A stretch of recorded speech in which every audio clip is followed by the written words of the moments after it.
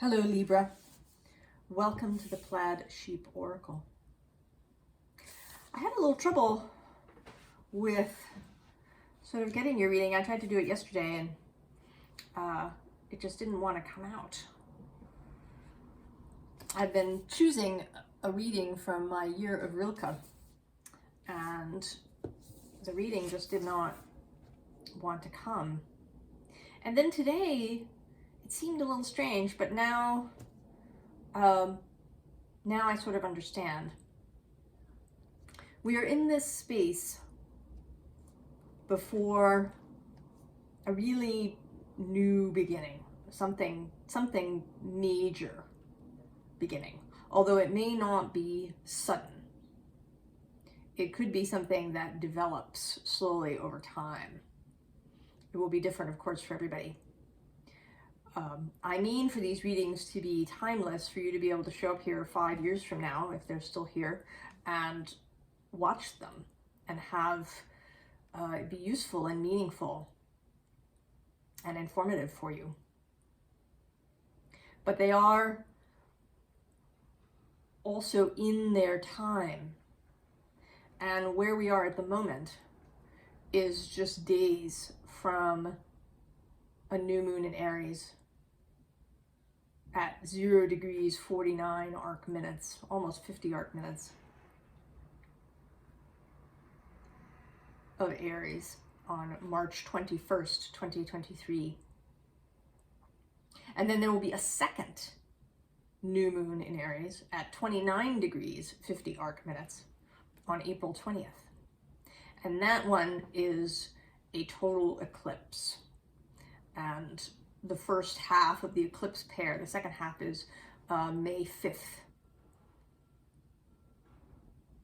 at the Scorpio full moon. So there's a lot of intensity. Jupiter is moving through Aries. Saturn has changed signs into Pisces, where he will be until February of 2026, with a little dip back briefly into Aries. And that will be followed by a Saturn-Neptune conjunction at this 0 degree of Aries. Pluto is about to move for a short bit into Aquarius before his permanent move into Aquarius next year.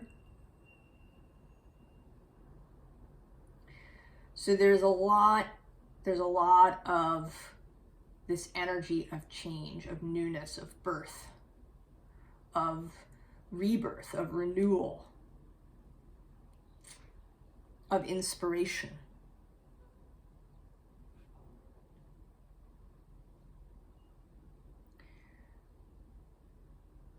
So all of this is happening right opposite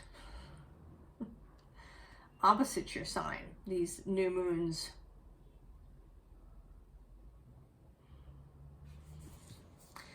And so we're all feeling this change, and we're all in this, this final space before the change happens. We've been introspective, exploratory, perhaps very still.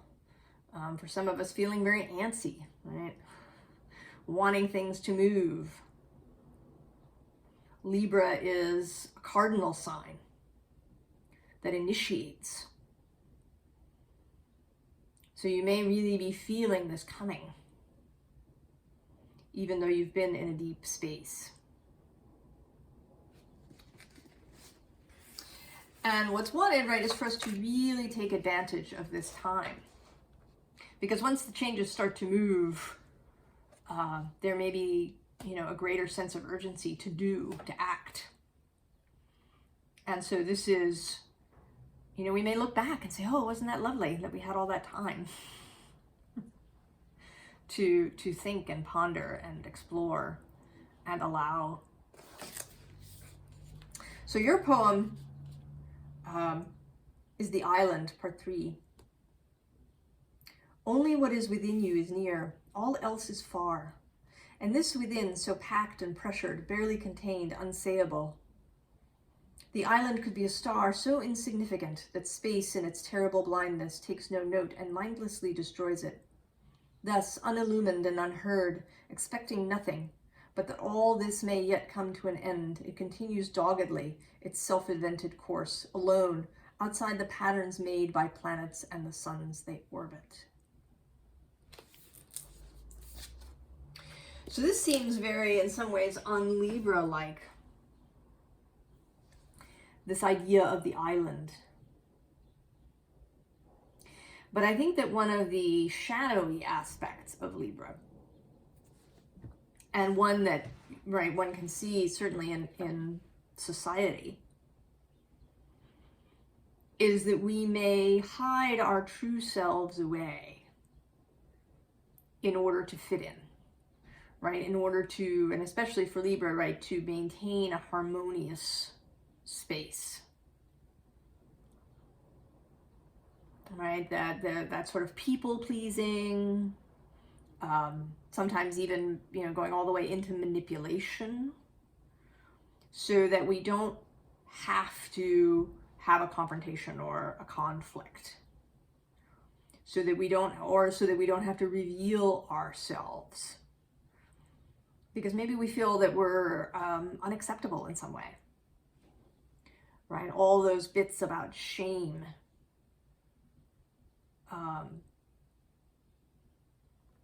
and unworthiness.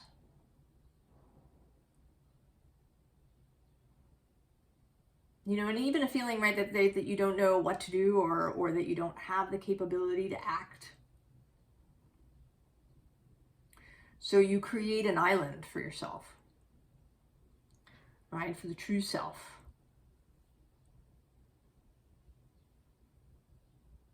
And if it goes on long enough, you may even sort of forget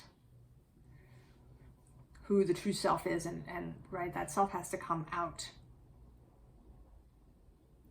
And so perhaps that is what has happened for you, Libra, during this stillness that we've been in. During Pluto's passage through Capricorn, right? That's a square.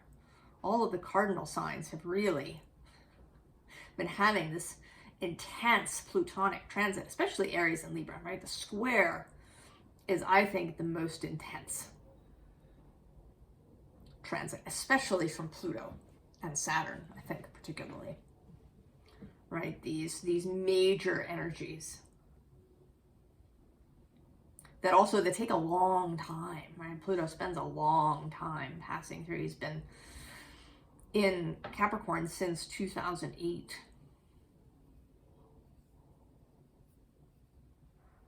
And then Saturn, right, has been traveling through the sign that's trine yours. So it could be that you've found,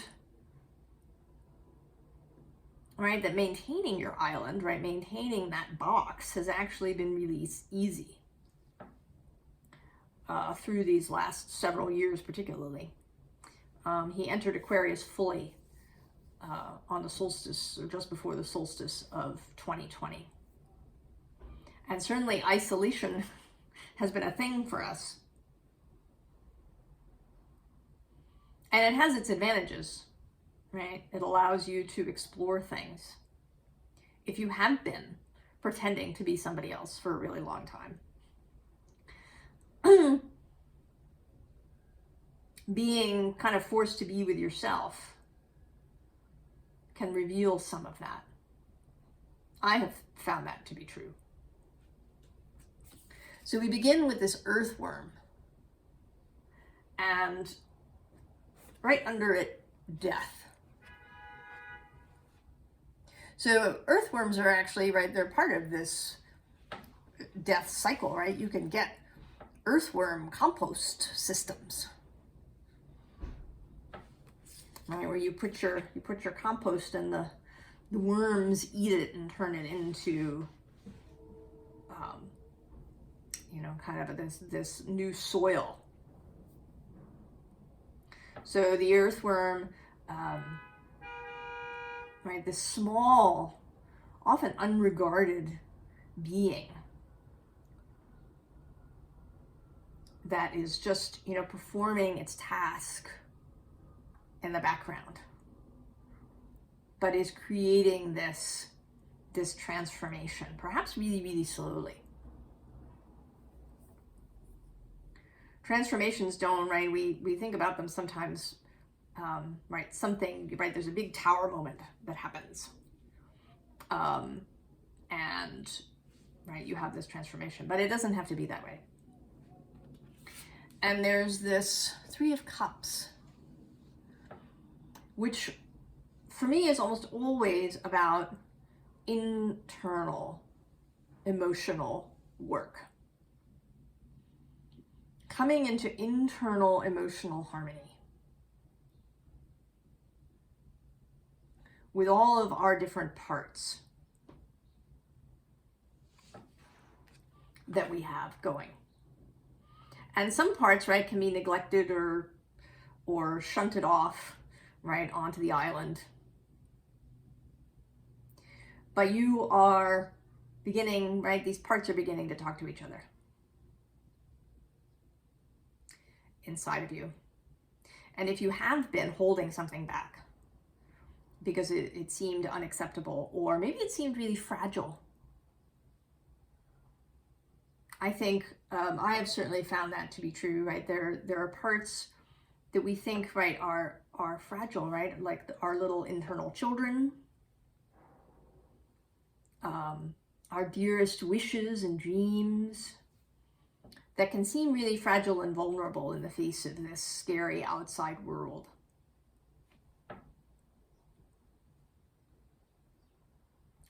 And we may want, right, to protect them, to keep them safe. But, right, we end up stifling them, right?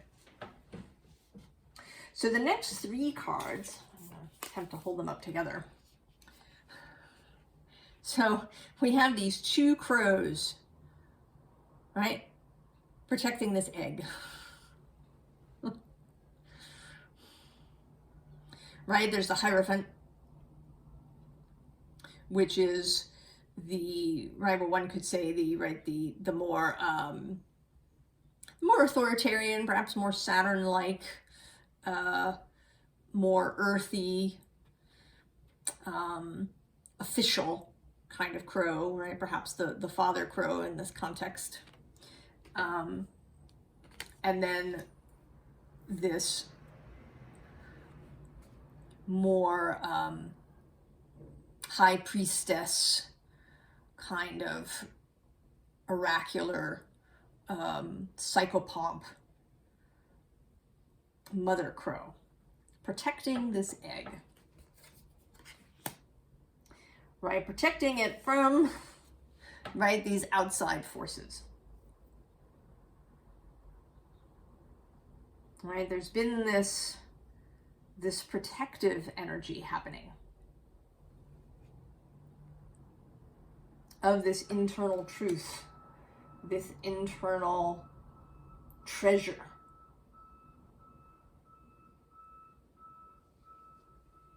Being protected from outside, you know, attack.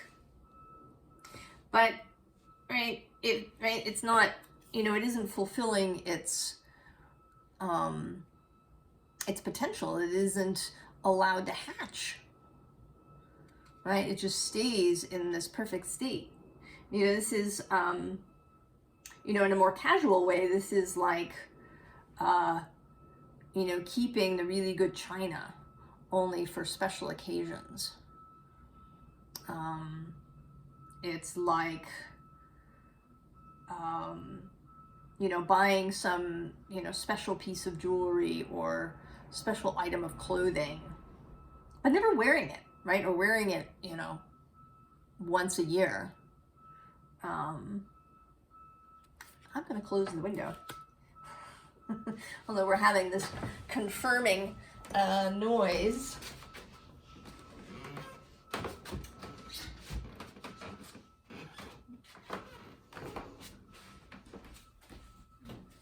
hopefully that will make that backing up noise less prominent for you. There's a giant truck that's backing up in order to be able to make a turn. And perhaps, right, if we're talking about backing up, maybe you've been backing up.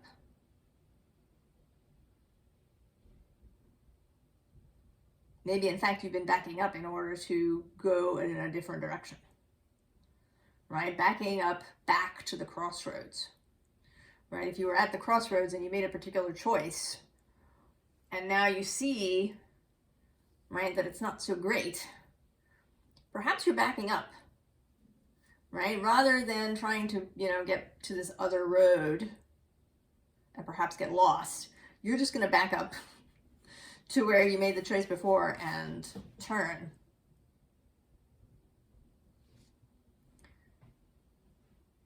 Right? We make these choices to hide the egg. And I think that you're backing up in order to go back and to now let that egg hatch, right? Because we have letting go. And under that, we have forgiveness. So I think you are, right, you're letting go of this need to protect, to keep this thing safe. Protection is actually under here too.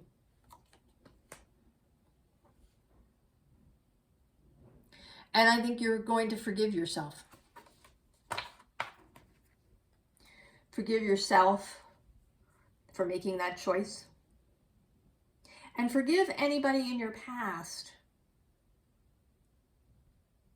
All right, a parental figure, a caretaker, who maybe really prompted this protective, hide your internal treasure kind of attitude, right?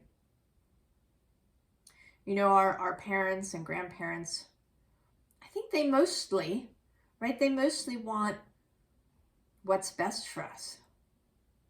They do want us to do well, but they had all their own experiences that led them to believe that, right, in order to survive, you had to do X, Y, and Z. And then we learn that when we're little. And I think you're prepared to forgive whoever taught you this hiding of your egg on the island. And this high priestess energy may be, I think, part of why, right? I think you are coming to understand that the best protection, actually, right, is spiritual alignment, right? To be in alignment with your own soul, with your internal guidance, with your fellowship and your guides and your angels, however you relate to those beings in non-physical,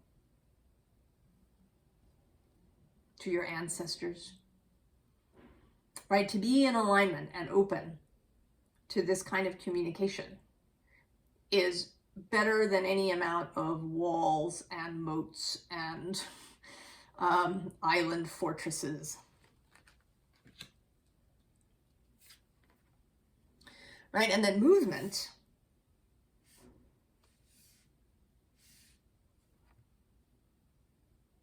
right? The movement is not, that you can flow the way you want to, right? That you don't have to test every step. You don't have to map the whole thing out in front of you. That you can, right, move from a space of joy and wealth. And wealth in all its connotations.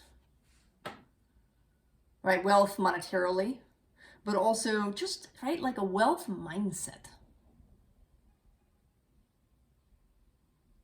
right? As opposed to a lack mindset.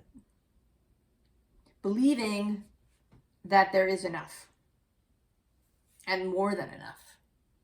That things don't have to be hoarded.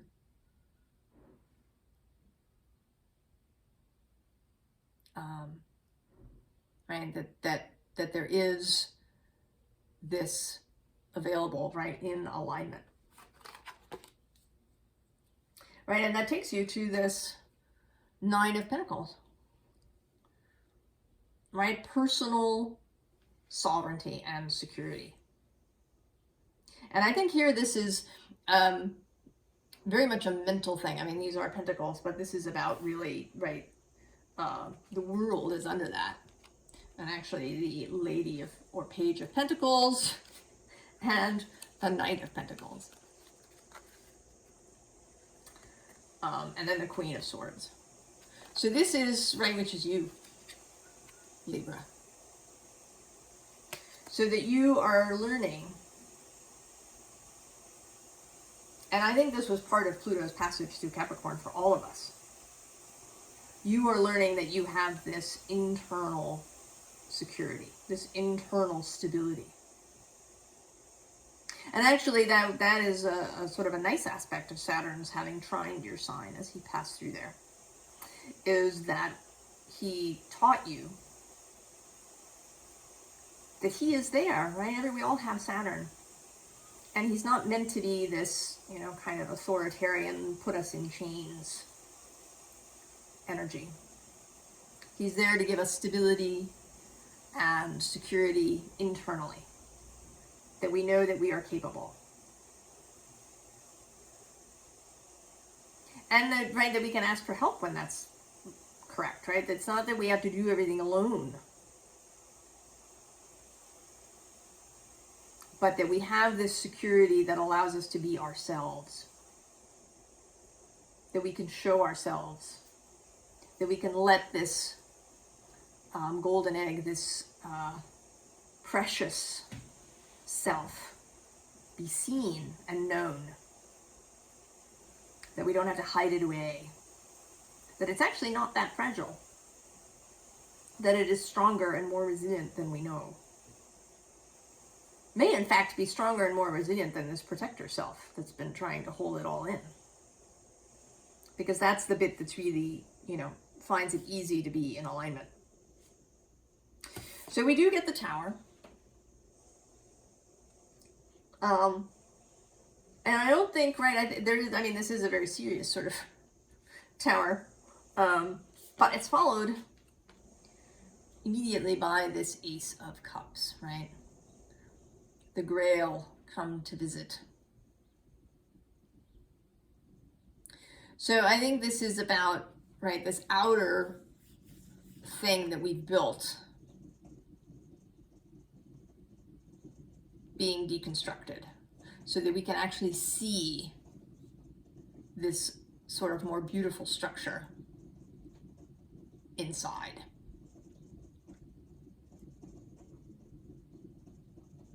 That we can see that we don't, right, we don't need this tower. It's, I mean, actually, right, this is a more stable kind of arrangement, right? It's more complete. It's got, you know, all sorts of rooms and things going on, whereas this just is, you know, a tube, right? This has been constructed with, you know, kind of a Libra sense of beauty and balance and symmetry. Right, and it lies within, and we just have to, right, remove this outer covering.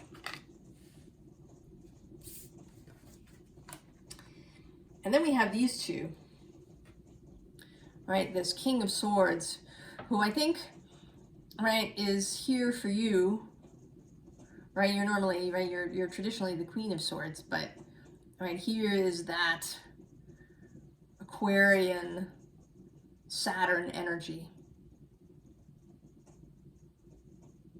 right? You have this, right, this intellectual, this masculine, this strong, this decisive and clear energy within you. And he doesn't have to stand on guard all the time. Right? He knows that he's capable of a reasoned and clear response. And this Queen of Wands, I think, right, she's Aries showing up. The Aries new moon has appeared as Wands, usually the Ace of Wands, but sometimes the Queen or the Page in all of these readings. So that Aries energy across from you, exuberance, courage, passion, that is also available to you. And I think you're really, right, you're beginning to feel it. You're beginning to feel it. Right, in this call. The Seven of Fire under that. I love this Seven of Fire.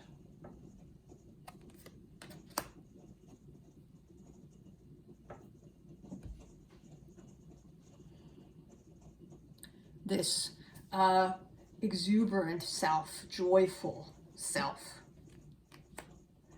And then here again, right, as a Hierophant, this time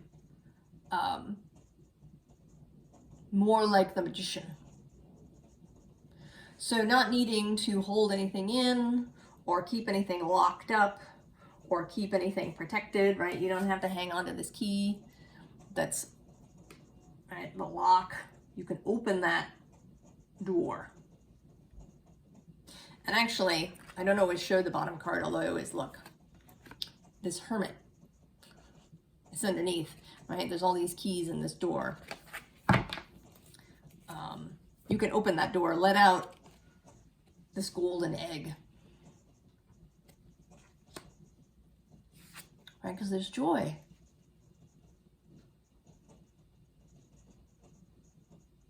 There's joy and serenity and ease. Right? This watery, cleansing, quenching Ten of Water.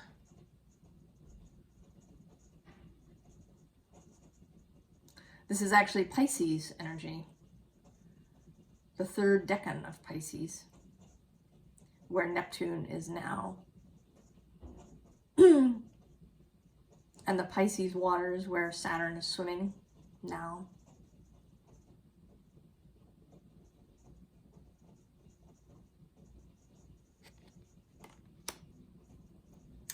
And then we get this King of Earth.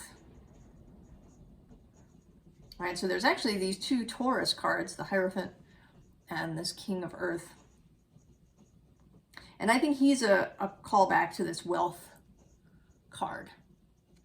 But most particularly through nature, right? He's kind of, right, he's like Cernunnos or, you know, an earth god. This King of Earth.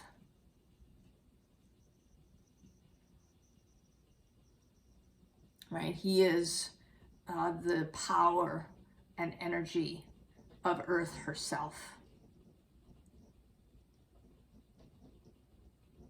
Right? She's right there beneath your feet.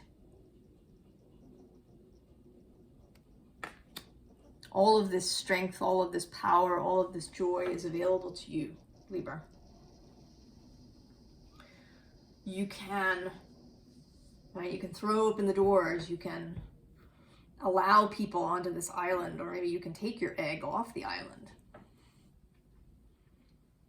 Right, that this beautiful truth that's within you can be seen. You know, it's the golden egg, and I was reminded through something I watched yesterday that gold is incredibly resilient, right, as an element. It's a noble metal. It doesn't tarnish. It can be stretched and beaten incredibly thin, so it's transparent, and it will maintain its integrity.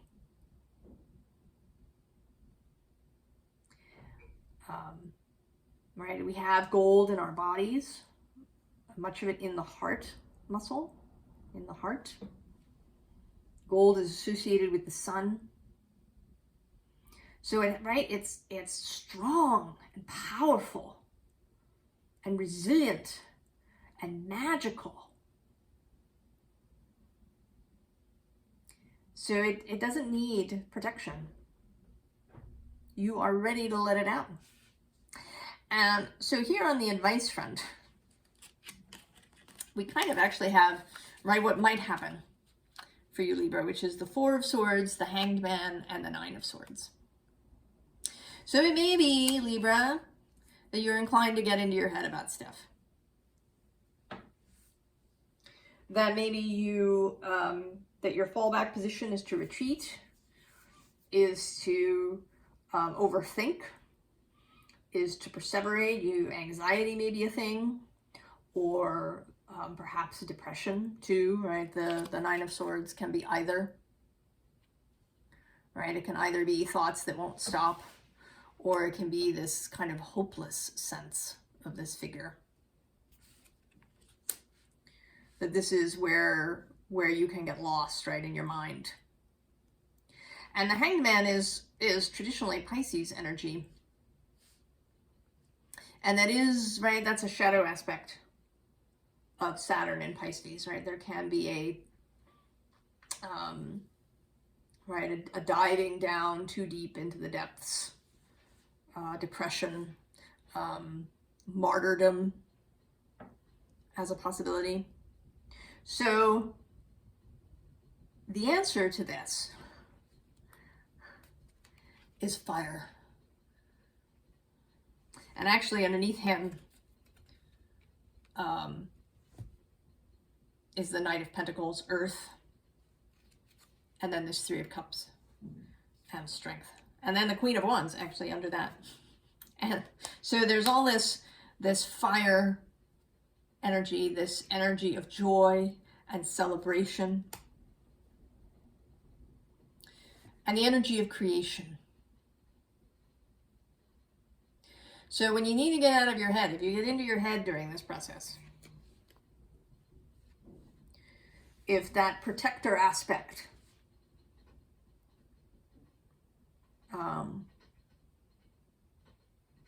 is having, right, if you're having trouble transforming, because I don't think that we need, right, our shadows, I don't think we need to, right, like banish or get rid of or kill off things. I think what we want is to transform, right? So that these protector selves, right, that are very perhaps rigid, kind of fear-based, they want to be transformed, right, into these kinds of protectors, right, into protection that is about alignment and self-worth and knowing that you're capable, that you don't have to imagine things so that you can be prepared for them if they come, that you are capable. And in order to get out of your head, do something fiery and or earthy. So that, right, like create something, maybe create something with your hands, right? Turn towards that Venus element of yourself, of beauty. Draw a picture, make a meal, go in, right, garden if you have one. Walk in nature, do something physical if you enjoy that, and something actually that's not too introspective, right? I feel like this is not, to do maybe yoga or a meditative walk, because what we want is to get out of the head. So play a game, maybe challenge yourself to something physically, perhaps, that you've never done before. Really, right, pay attention to the physical thing, the sensuality of it, Right? Do something that, you know, turns the body on, gets the juices flowing. Right? Is joyful. So I think you're ready, Libra, for whatever these Aries new moons are bringing you. Whatever Jupiter opposition you're about to have is bringing you.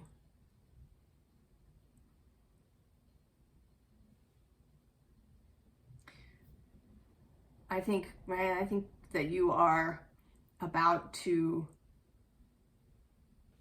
really have an expansive period, a beautiful period of your life.